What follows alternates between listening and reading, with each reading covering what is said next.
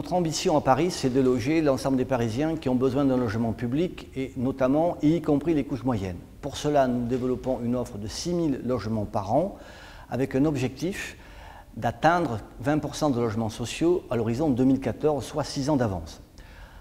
Dans ces 6 000 logements, bien évidemment, nous ne négligeons absolument pas les couches moyennes et les couches intermédiaires, puisque nous offrons à travers le PLS 1300 logements nouveaux par an, qui correspond à une mission sociale importante qui dépasse à Paris la mission du logement public traditionnel, qui est de loger les gens qui sont en difficulté.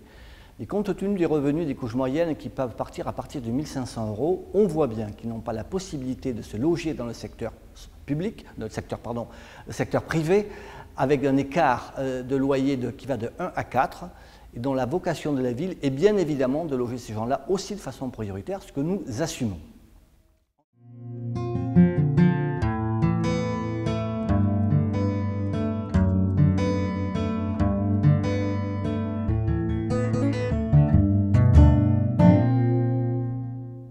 En ce qui concerne la part des institutionnels qui souhaiteraient revenir sur le marché parisien, après avoir beaucoup vendu.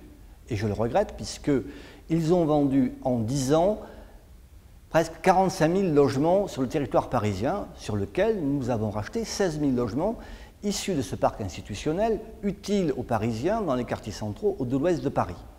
Pour autant, nous offrons sur l'ensemble de nos zones d'aménagement 20% de l'espace destiné aux institutionnels pour développer une offre locative plafonnée à 17 € le mètre carré, qui correspond totalement à une offre couche moyenne, moyenne supérieure, qui là aussi a du mal à se loger à 25 ou 30 € le mètre carré sur le territoire parisien.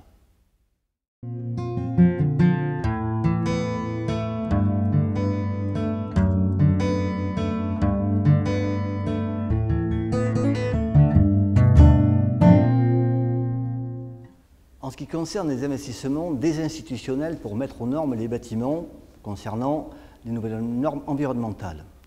Bien évidemment, le Grenelle de l'environnement a défini la possibilité de récupérer une partie de l'investissement sur les locataires suite à des négociations. Pour sa part, la ville de Paris, à titre expérimental, lance dans 2 zones de Paris, le 13e arrondissement et autour de la place de la République, ce qu'on appelle une OPA thermique, où on va venir en aide après diagnostic des copropriétés pour aider les propriétaires, quels qu'ils soient, à participer au montant des travaux indispensables. Au-delà de la mobilisation de tous est nécessaire pour remettre à niveau les bâtiments, y compris ceux des institutionnels qui en ont parfois bien besoin.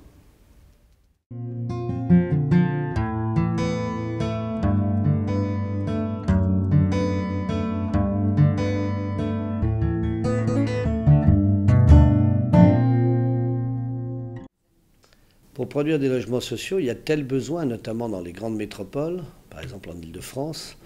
Un organisme HLM, en moyenne, peut produire de l'ordre de 2 à 3% de logements neufs par rapport à son parc. En termes de modèle économique, il peut le supporter. L'autofinancement dégagé par exploitation permet de faire ça.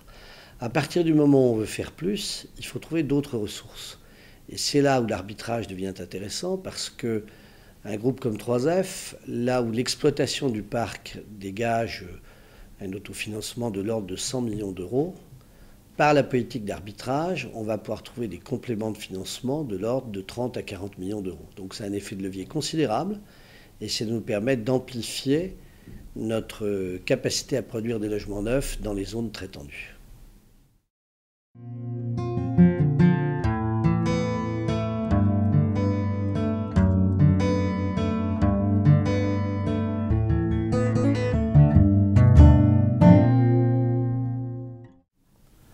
Pour un groupe comme 3F qui gère 150 000 logements, la vente n'est pas une contrainte obligatoire. C'est un choix que nous avons fait, un choix stratégique que nous avons fait, parce qu'il a un double intérêt. D'abord, il répond à une demande des locataires. On le constate depuis qu'on a engagé notre politique de vente il y a 2 ans maintenant. Sur tous les patrimoines que nous avons mis en vente, il y a une grande proportion de locataires qui sont intéressés. Je rappelle que la vente n'est pas obligatoire, seuls les locataires intéressés achètent leur appartement, et on constate qu'il y a une très forte demande et dans des conditions financières très sécurisées, avec des garanties de rachat par le bailleur que nous sommes pendant 5 ans en cas d'accident de la vie. Et de ce fait, donc, il y a une vraie demande. Donc ça, c'est la première raison pour laquelle nous sommes lancés dans une politique de vente. La deuxième raison, c'est l'intérêt économique de la politique de vente, puisque là où nous vendons un appartement, nous dégageons une plus-value qui permet de financer de 2 à 5 appartements en matière de fonds propres que nous devons mobiliser. Donc ça nous permet d'accélérer, d'amplifier notre politique de production de logements neufs. Bien évidemment, nous ne menons cette politique que dans les communes où les maires sont favorables à la politique de vente. Et je rappelle qu'un groupe comme 3F, à l'heure actuelle, mène une politique de vente qui ne porte que sur 5% de son patrimoine. Donc 95% de son patrimoine n'est pas concerné par la politique de vente.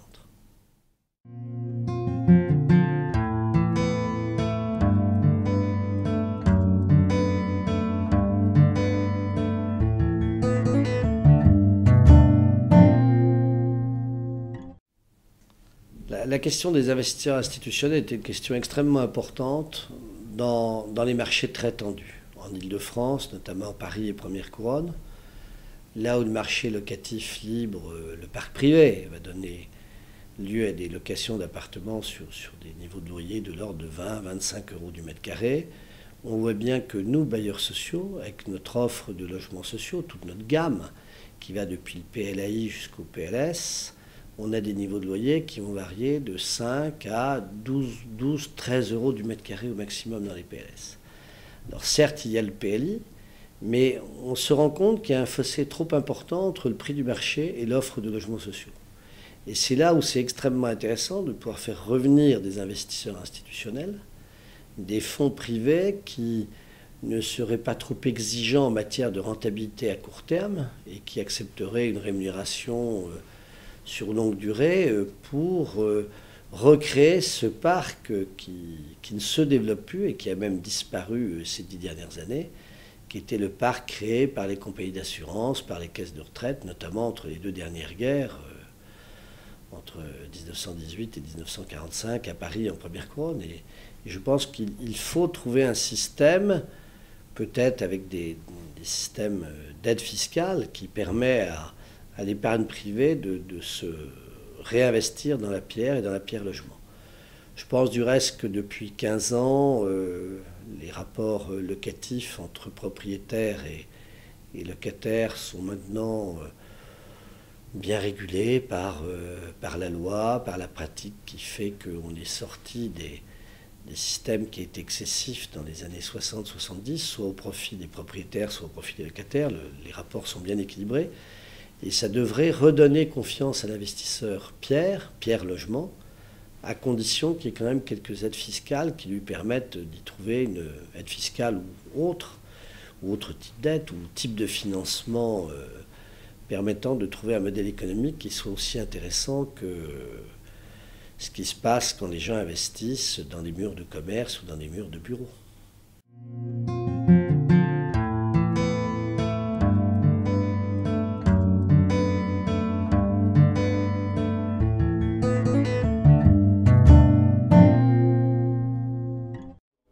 Y a-t-il un intérêt à investir dans le logement? Tout à fait. Un des intérêts les plus importants, c'est le fait que le logement a un effet stabilisateur dans un portefeuille.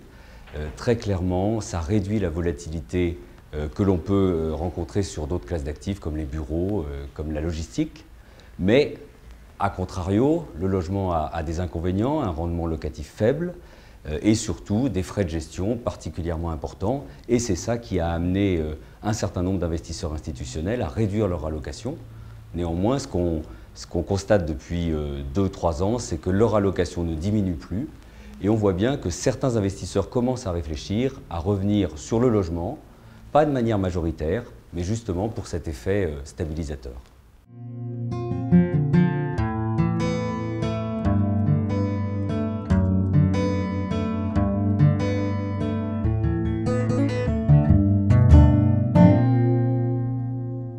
Le rendement locatif est certes faible, mais n'oublions pas que le rendement en capital, sur longue période, est quasi équivalent à celui dégagé par les bureaux ou par la logistique. Donc il reste attractif et intéressant pour des investisseurs. Alors néanmoins, on voit bien qu'aujourd'hui, ce sont essentiellement les bailleurs sociaux qui investissent dans l'immobilier de logement.